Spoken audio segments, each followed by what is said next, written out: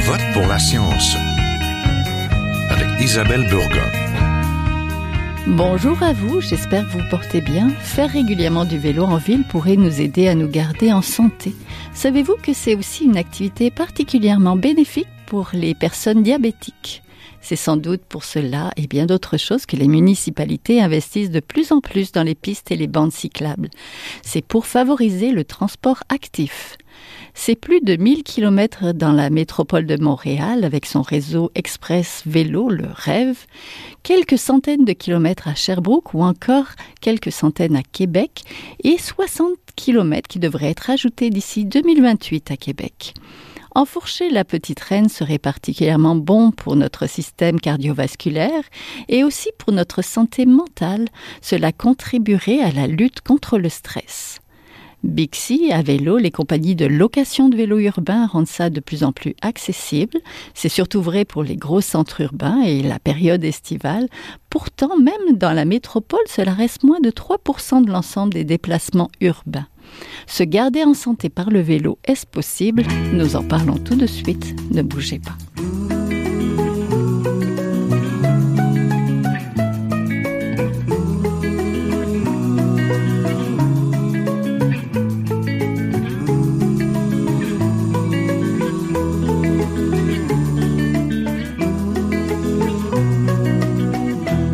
À Je vote pour la science, nous nous intéressons au transport actif et plus particulièrement au cyclisme en ville. Nous allons parler des bénéfices pour la santé de faire du vélo de manière régulière et pas juste pendant les congés.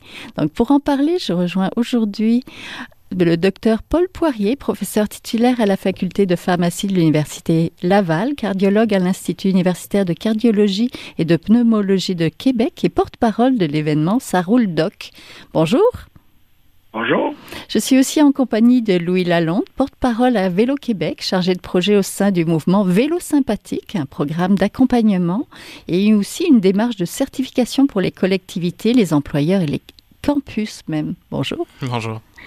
Devenir un cycliste plus régulier, du moins quand la saison est belle, offre des avantages pour la santé. Pourtant, à Montréal et ailleurs, ce type de déplacement pour le travail reste encore marginal.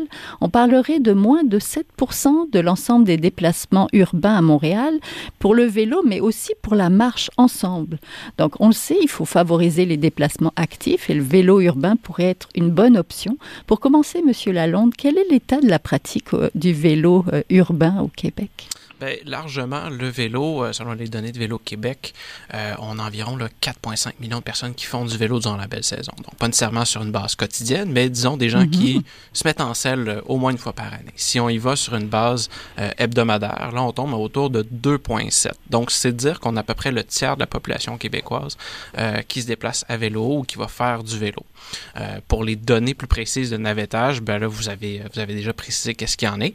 À noter que, par contre, dans les endroits où on a une plus grande densité, par exemple des quartiers centraux ou des endroits où on a un réseau cyclable qui est plus développé, ben là, on va atteindre des parts modales qui sont plus significatives. Là. Si on parle, par exemple, du plateau Mont-Royal, on va se retrouver autour de 13, 14, 15%. J'ai aussi en tête Hochelaga-Maisonneuve, on est autour de 8-9% là, durant la belle saison. Oui, ça c'est durant la belle saison. Est-ce que l'hiver, ça chute drastiquement, j'imagine? Les choses changent, bien sûr. Ce qui est intéressant de noter, c'est qu'on a une rétention qui est de plus en plus importante. En 2020, Vélo Québec estimait qu'on avait une rétention cycliste hivernale à Montréal de l'ordre de 13,6%. Ça veut dire quoi? Combien de personnes exactement?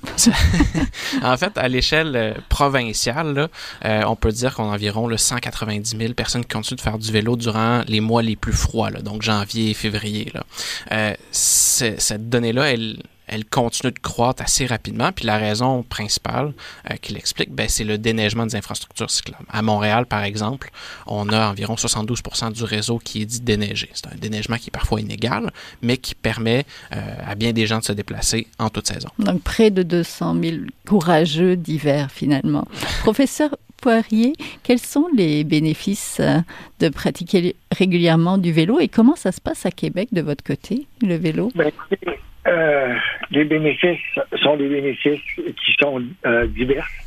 Un, si je me prends à la place du médecin, ça diminue le risque de diabète, d'obésité, d'hypertension, de tout ce que vous voulez. au niveau santé cardiovasculaire. Ça, c'est une chose. Alors, au niveau médical, c'est ça. Au niveau de la santé mentale, ça diminue l'anxiété, ça diminue la dépression.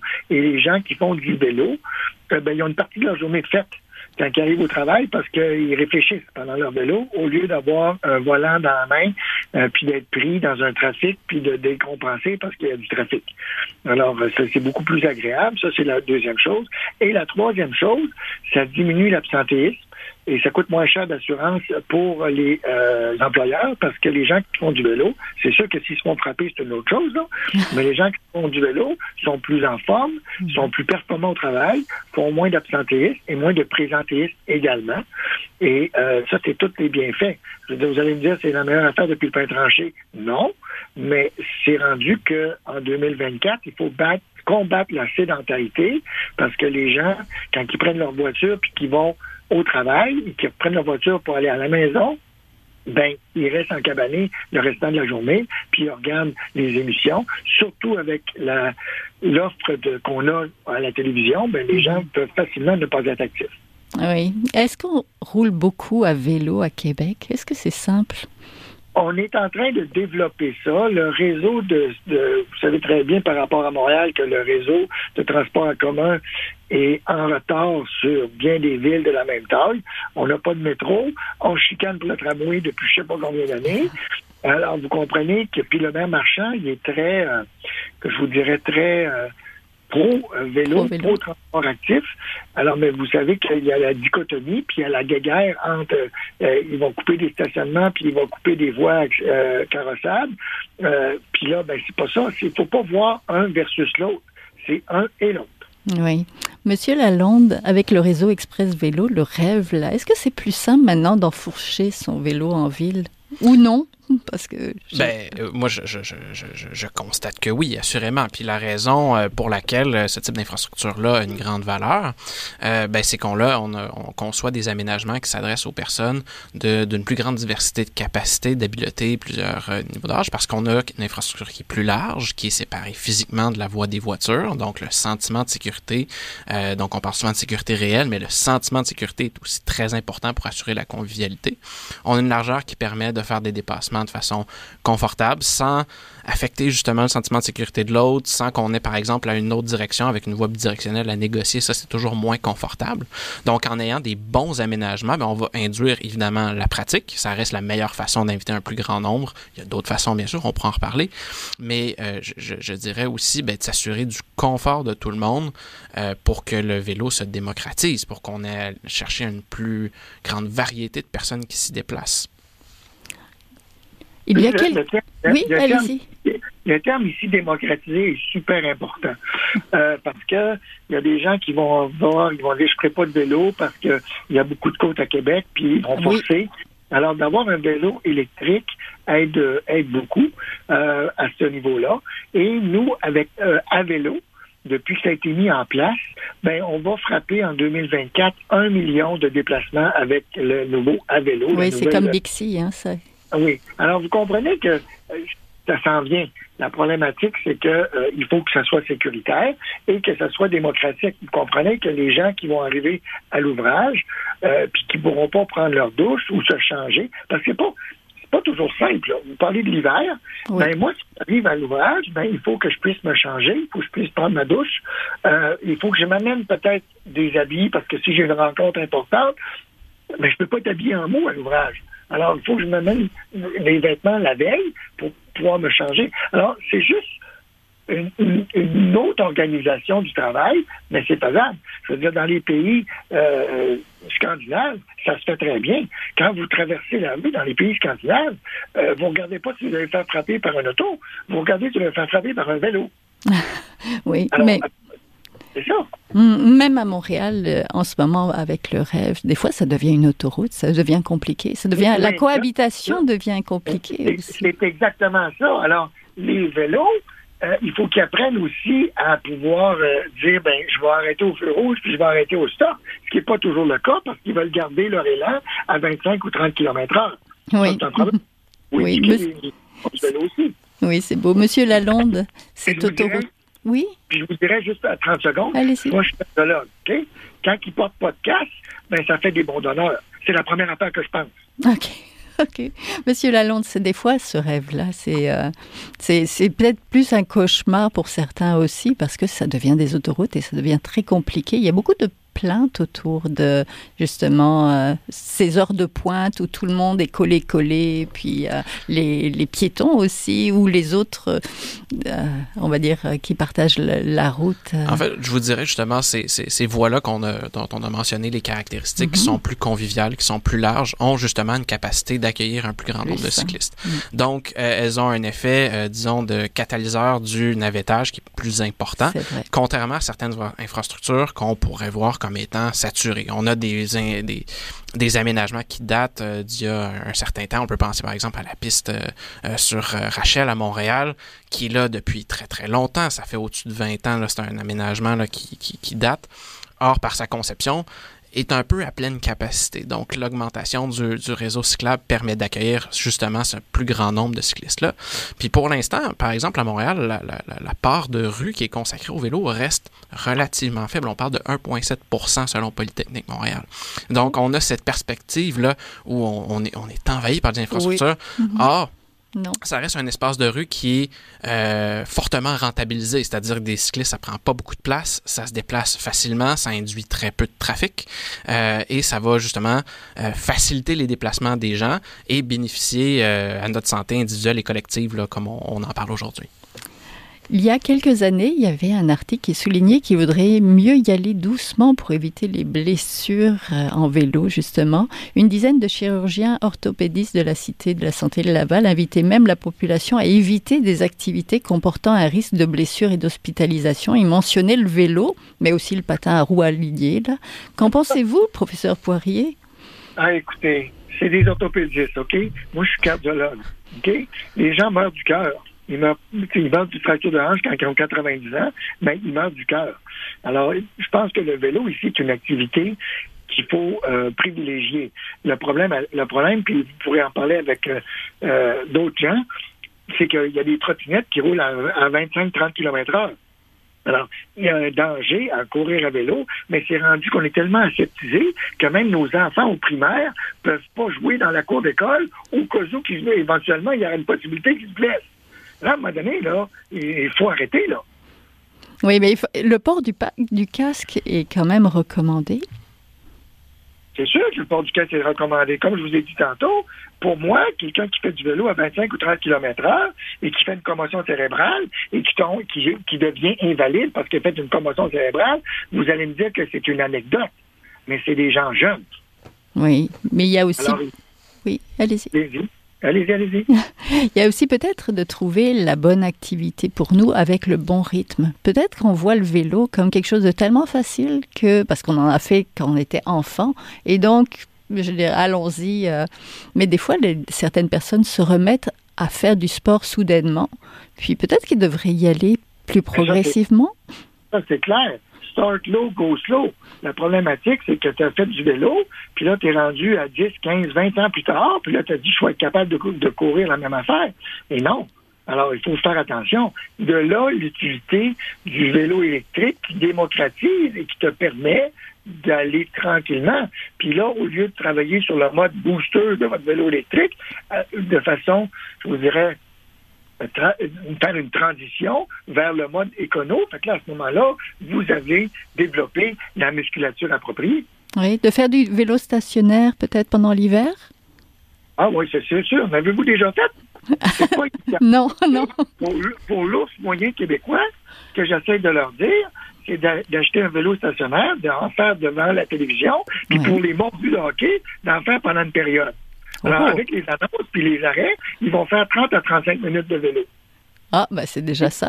Oui, mais si vous voulez vous acheter un vélo, achetez-le, je vous dirais, à peu près à la Saint-Valentin. parce que tout le monde l'achète au mois de janvier, parce qu'ils veulent arrêter de fumer, puis de faire de l'activité physique, puis arrêter de boire, puis perdre du poids. Puis ça ne dure pas cette semaine. Puis ces résolutions-là, ben, ils prennent toutes le bord au mois de février. Fait qu'achetez-les sur Marketplace au mois de février, ça va vous coûter moins cher. Entendu. Monsieur Lalonde, comment favoriser la pratique du vélo en ville? Un point de vue aussi de la question de sécurité, du bon partage de la route ou des obstacles qui peuvent se présenter. En fait, il y a une première solution qu'on a évoquée, là, qui est d'avoir des aménagements conséquents. Donc, des aménagements qui sont destinés à des gens de tout âge, toute habileté, qui induisent aussi des bons comportements. Donc, une bonne conception va faciliter la question, par exemple, des déplacements ou la cohabitation, comme on a mentionné. Cela étant, je préciserais quand même que la mobilité, c'est une question de culture aussi. On parle de la culture de l'automobile, il y a le corollaire aussi durable, la culture de la mobilité durable, où on peut induire des bons comportements. Donc oui, on a l'infrastructure physique, mais on a, comme vous avez mentionné, des gens qui sont plus éloignés, par exemple, de la pratique du vélo. Donc, est-ce qu'on a des opportunités pour faire de l'apprentissage? Est-ce qu'on a des opportunités d'avoir de l'information ou se former à la mécanique vélo? Parce que la crainte d'un pépin est présente chez plusieurs personnes. Il y a certains groupes aussi qui sont moins portés vers le vélo, notamment en termes de comparatifs, les genrés, les hommes versus les femmes. On a un taux de pratique chez les femmes, selon Vélo Québec, là, dans nos études de 2020, est à 47%. Chez les hommes, c'est à 62%. Donc, il y a un manque à gagner. C'est pour ça, d'ailleurs, que Vélo Québec a mis sur pied, là, il y a quelques années, un programme qui s'appelle Tout à vélo, où on crée un espace sécuritaire physiquement, émotionnellement, pour et par des femmes, pour apprendre le vélo, pour se remettre en selle. Donc, ne pas assumer là, que tout le monde est à l'aise dès le départ, c'est très important. Il y a des mesures incitatives qui peuvent être mises en place. On a parlé d'Avélo ou de Bixi, donc l'accessibilité, comment mettre des vélos dans les mains des gens, c'est très important. Et ben, à travers tout ça, ben, l'important aussi, c'est d'avoir une planification au niveau de nos municipalités. Est-ce qu'on a de la donnée pour l'appuyer également? Est-ce qu'on prévoit la poursuite de l'étendue de notre réseau cyclable, sa mise à niveau? Il y a une multitude de leviers sur lesquels on peut intervenir, puis ben, il faut orchestrer tout ça pour justement changer notre culture de la mobilité. Docteur Poirier, vous êtes le porte-parole de l'événement Ça roule doc. Présentez-nous cet événement. C'est quoi exactement Ça roule doc? C'est tous les docteurs à vélo? Ben, Ça roule doc, c'est une conscientisation de quelque chose qui était très simple, OK? Et on veut que les professionnels de la santé en parlent à leurs patients. Oui. Alors, on a fait des professionnels de la santé, c'est pas juste des docteurs, et il y a aussi des gens d'affaires. Et ce qu'on fait, c'est qu'on part du PEPS de l'Université Laval, on va aux plaines et on revient. Ça, c'est 12 kilomètres. 50% des gens à Québec, pour aller travailler, font ces distances-là. OK?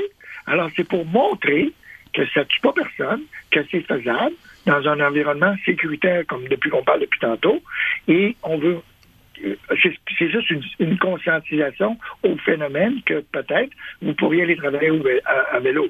Est-ce qu'il faut aller travailler à tous les jours? Non. Mais si vous y allez 2 ou 3 fois par semaine, à 15 à 20 km/h pour votre 12 km, ben, vous allez faire 1 heure de vélo par jour, 60 minutes. Et on considère pour la santé cardiovasculaire de faire 150 minutes d'exercice par semaine. Alors, vous l'avez là. Oui, ça serait l'idéal. Et c'est quand exactement, cet événement-là? On fait ça au mois de septembre. On a entre 300, c'est la 3e édition, on a entre 300 et 500 participants. Et comme on fait, comme il dit dans les annonces, c'est de 7 à 77 ans. Et c'est une activité qui se veut ludique et familiale. On va à la vitesse du bonheur.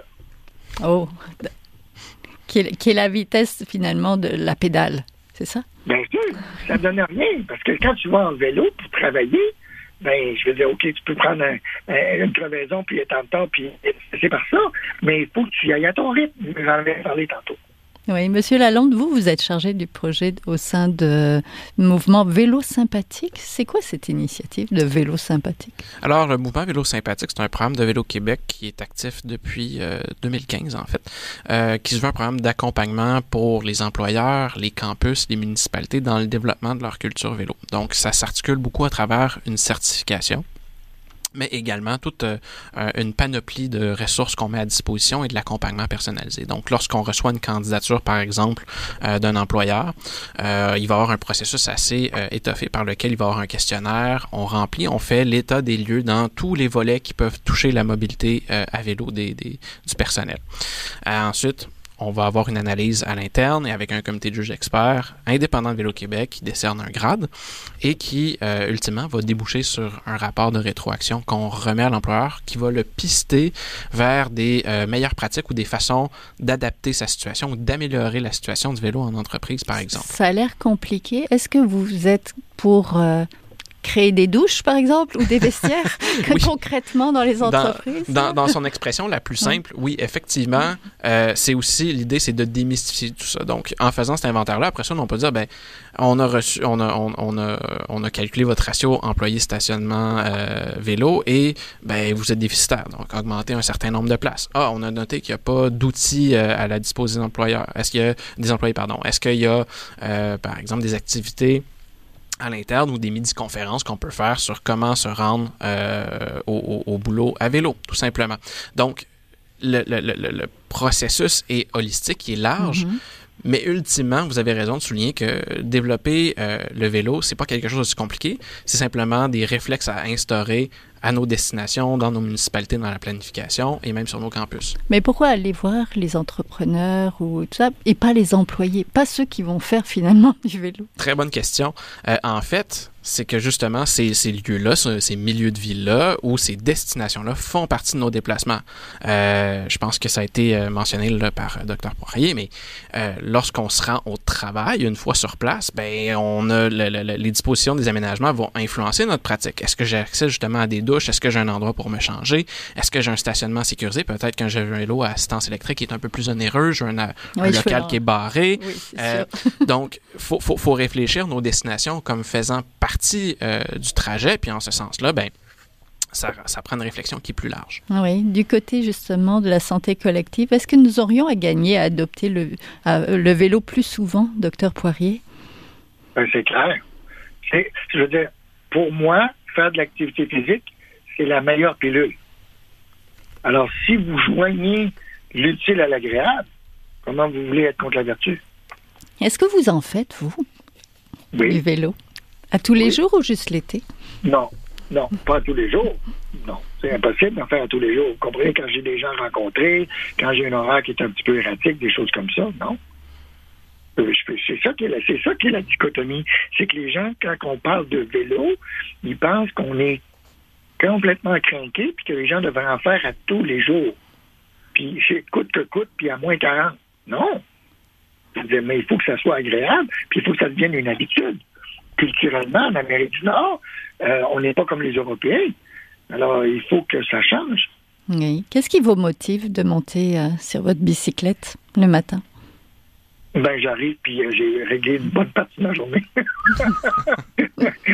C'est assez intéressant de voir le lever de soleil, quand même. Oui. Monsieur Lalonde, est-ce qu'on pourrait prendre le vélo comme une mesure de santé publique? Ouais, c'est une très bonne question. Je crois que oui, certainement. On a déjà une bonne piste de réponse là, avec ce qui vient d'être dit par le docteur Poirier, mais le vélo, justement, ça permet d'allier du temps qu'on aurait dans notre journée lié à nos déplacements, puis de l'investir dans notre santé physique et mentale également. En fait, il existe un outil pour calculer l'impact économique d'une activité physique sur le réseau de santé qui est développé par l'OMS, l'Organisation mondiale de la santé, l'outil HEAT, là, qui est une méthodologie de calcul. Puis on estimait chez Vélo-Québec qu'on faisait une économie d'environ 2 milliards dans notre réseau de santé en ayant la masse de cyclistes qu'on a. Donc oui, c'est significatif. Donc au niveau de la santé physique, mentale aussi, c'est une façon, je dirais, d'offrir un moment de répit ou de commencer sa journée là, comme disait Dr Poirier, mais je dirais aussi d'offrir des options de transport pour des personnes qui peut-être sont dans une situation de neurodivergence. Si on a des questions au niveau du confort dans les transports en commun. Des personnes qui vont avoir, par exemple, un trouble bipolaire, qui sont moins portées à se déplacer dans des transports collectifs, vont avoir une option.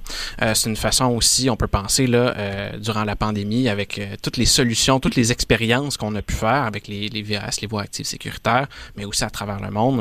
En France, on avait les coronapistes qu'on appelait, et il y avait une campagne qui s'appelait « Le vélo, mon geste barrière ». Donc, ça peut même être utile en cas de crise sanitaire. Donc, le vélo, oui, a assurément une grande valeur tant au niveau de la santé physique que mentale. Oui, docteur Poirier, je vais terminer avec vous. Donc, un outil de prévention, le vélo? Absolument. Absolument. On n'a plus le moyen de nos ambitions, là. Au Québec, là, les gens vivent de plus en plus vieux, avec de plus en plus de maladies chroniques. Alors, si on habitue notre population à être physiquement actifs quand ils sont encore sur le marché du travail, mais quand ils vont devenir à la retraite, ils vont continuer sur leur bonne lancée, et ça diminue les coûts de santé. C'est clair. À toutes les fois qu'on introduit $1 en prévention, on en sauve 6 en curatif. Oui. Monsieur Lalonde, est-ce qu'on investit assez? Ah ben vous qui êtes de Vélo Québec, donc. Avec le chapeau que j'ai, c'est bien sûr que moi l'accélération des investissements dans le développement des réseaux cyclables, c'est important. Assurément, par contre, qu'il y a un progrès qui a été fait qui est notable. Depuis le milieu des années 90, notre réseau cyclable québécois a quintuplé. Et au niveau du nombre de pratiquants, ça suit aussi, l'augmentation est significative. On estime là, qu'on a 800 000 cyclistes de plus sur nos voies cyclables aujourd'hui qu'au milieu des années 90. Donc, mettez une infrastructure, les gens vont s'y rendre. Si ensuite on adjoint ça de mesures d'encouragement, d'éducation, comme on mentionnait précédemment sur les questions de culture vélo, on peut améliorer beaucoup la mobilité des gens. Puis la mobilité, ultimement, c'est un droit. Donc, offrir le vélo dans le bouquet des options de mobilité, ça permet d'accéder à plein de leviers économiques, que ce soit de se rendre à son travail, son milieu d'études, des espaces verts, l'autonomisation aussi des personnes dans leur mobilité, des enfants notamment. Développer des voies cyclables, là, lorsqu'on a des enfants qui sont en mesure de se déplacer à vélo, si nos infrastructures sont sécuritaires, on sauve bien du taxi à nos parents, par exemple, on leur permet de se déplacer, de se développer. Donc, il y a une valeur là, qui est très, très large pour le vélo, puis assurément que c'est une veine à investir. Oui, puis le vélo électrique, j'aime l'option aussi pour ceux qui sont peut-être un peu moins en forme, mais qui aimeraient quand même être en forme, puis ceux aussi qui sont plus âgés, parce que la population québécoise avance en âge aussi. Oui, c'est une bonne option. Oui, assurément, et je dirais aussi, on l'a mentionné, la question de la démocratisation, mais c'est aussi de rejoindre des gens qui ont peut-être des distances plus importantes à franchir ou qui ont des défis topographiques. À Québec, il y en a de la pente. Là. Puis le fait qu'un vélo soit à assistance électrique, son succès s'explique par ça. Avoir un système qui aurait été uniquement là, musculaire, on n'aurait pas eu la même popularité. Là, on pulvérise les objectifs année après année de ce côté-là. Parce que justement, on a cette technologie-là qui n'est pas très complexe, mais qui fait une grande différence. Donc, pour rejoindre plus de monde, c'est sûr que les vélos à assistance électrique ont une valeur. C'est une très belle révolution, en fait. Option, oui. Ouais. Entendu. Merci beaucoup. On était en compagnie de Louis Lalonde, porte-parole à Vélo Québec, et du docteur Paul Poirier, professeur titulaire à la faculté de pharmacie et cardiologue à l'Institut universitaire de cardiologie et de pneumologie de Québec, et surtout porte-parole de l'événement Ça roule. Merci. Merci. Merci beaucoup. Voilà, c'est terminé. Je vote pour la science est une production de Science Presse avec Radio VM. À la régie, comme toujours, Daniel Fortin. À la recherche, cette semaine, la réalisation et le micro, Isabelle Burguin. Vous pouvez réécouter l'émission. Vous pouvez la partager si vous l'avez aimée.